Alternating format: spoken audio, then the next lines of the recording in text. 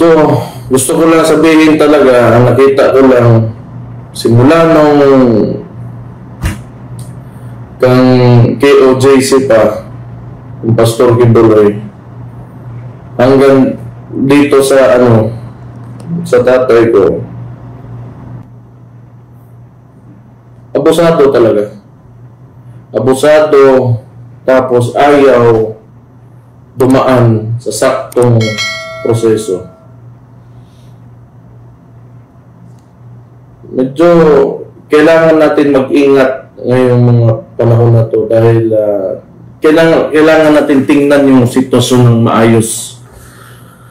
Kasi ako, nakakarinig lang ako ng mga istorya ng martial law. Pero ngayon, di ko alam kung ito na ba yun. Pero sa nangyayari at nakikita ko at nararamdaman ko, para sa martial law na naririnig ko noong panahon. Hindi pa naman kasi alam ko may mas mga grabe talaga at mga karumaldumal na mga nangyari doon. Pero itong Marcos Jr. gustong gayahin yung tatay niya na senior na ewan ko lang. Pero gusto ko lang na tingnan nyo ng maayos yung sitwasyon at mag-ingat kayo sa iba kumilos yung liderato ngayon. Yung mga pulis na uutusan, wala magawa. Siyempre, trabaho man nila. Wala naman talaga dyan sa mga maliliit na ranggo yung andyan naman talaga kung sino yung nagpapatakbo. So mag-ingat kayo dyan. Again, gusto ko lang magpasalamat kasi wala talaga akong, hindi ko alam talaga ano sabihin ko sa inyo kasi apektado talaga ako ngayon, yung pamilya namin sa nangyari. Yung gusto lang namin makita yung former President Digong. So malaking bagay, lahat ng ginagawa nyo, sinasabi nyo, sinusulat nyo, lahat ng suporta na pinapakita nyo, malaking bagay yan sa amin. Kaya salamat sa inyo. Yun lang. Mabuhay kayong lahat.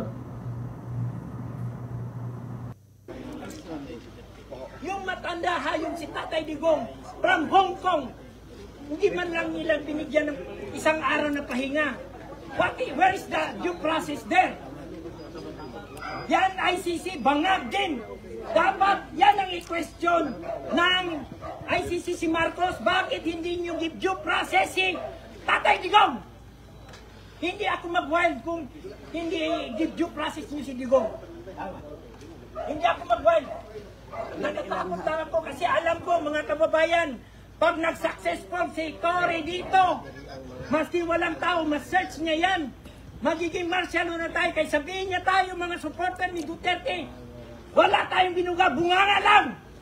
Ngayon tahimik ako, ngayon lumabas na talaga ako. Dahil lang para sa aking mga anak, sa mga apo. Kasi kung ma-addict tayo, wala na. Mabuti lang tingnan. I don't know. Totoo ba yung balita na si First Lady daw? Si Goldfish na daw, na-involve daw dun sa LA? Ano ba yun? Totoo ba yun? Hindi. Totoo! Totoo! Oh, you see, I'm asking President Trump, if you are friend of the Philippines, you better investigate that. Because majority of the Filipino are against Marcos. Marcos is not our duly president now. We withdraw our support. Yes. I am just waiting for General Browner to withdraw. Yes. Yan lang. Wala din na tayo magkagulo kung mag-withdraw lang si Browner. Alisin na natin si Marcos, itapon na yun sa dagat.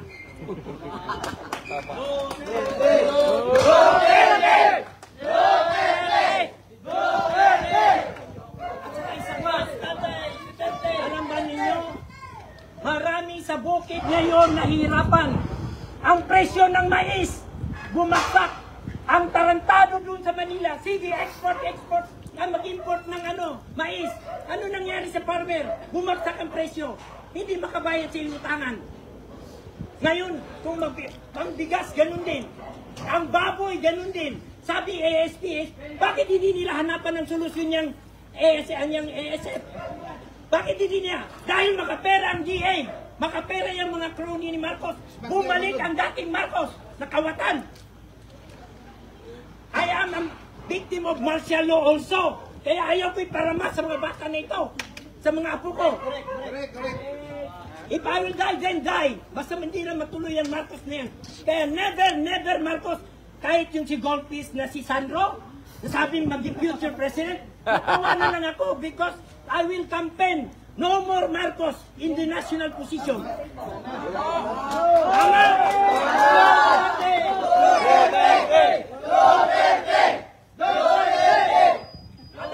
Alam ba ninyo, kung may pera lang, may mag-support ng pera sa mga bukid, marami magbaba mga farmer na kausap ko. Kawawa masyado. Walang makain. Dahil dyan, sanang yung 20 pesos. Di ba, addicts ka? Yan ang trabaho ng adik, sinungaling. Nabudol tayo. Ikalon. Ngayon, mga pulis, bago ako makasalita sa inyo mga pulis, alam ko maraming pulis dyan against the will nila. But because of chain of command, please lang withdraw your support kay Marcos para hindi kayo tawagin. Withdraw! General Browner, I salute you. Please withdraw. Announce your withdrawal to support Marcos. Di ba, mag-resign na lang sila? Or mag-resign kayo. Mas maintindihan ng tao. Alam, this is my first time na gumawa ako ng ganito. Ayaw ko na mangyari ang martial law.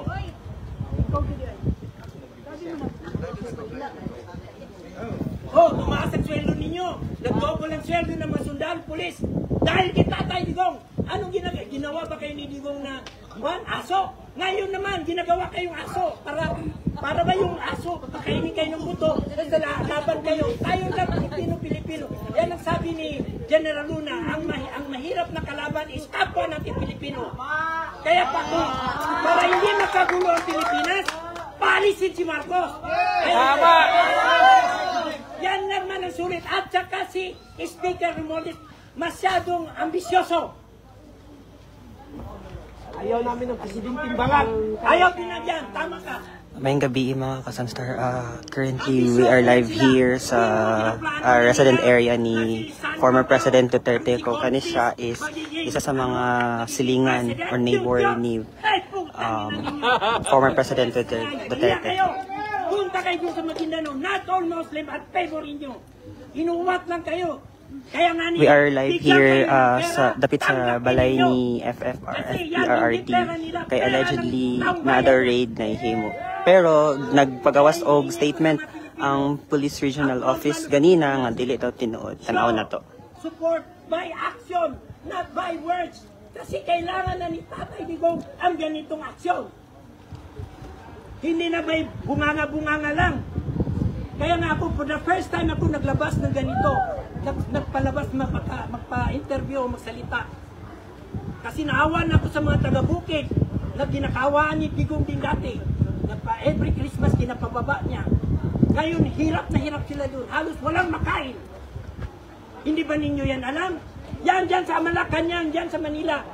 Pumuputok ng tiyan nila, party doon, party dito. Purato doon, nakaw doon.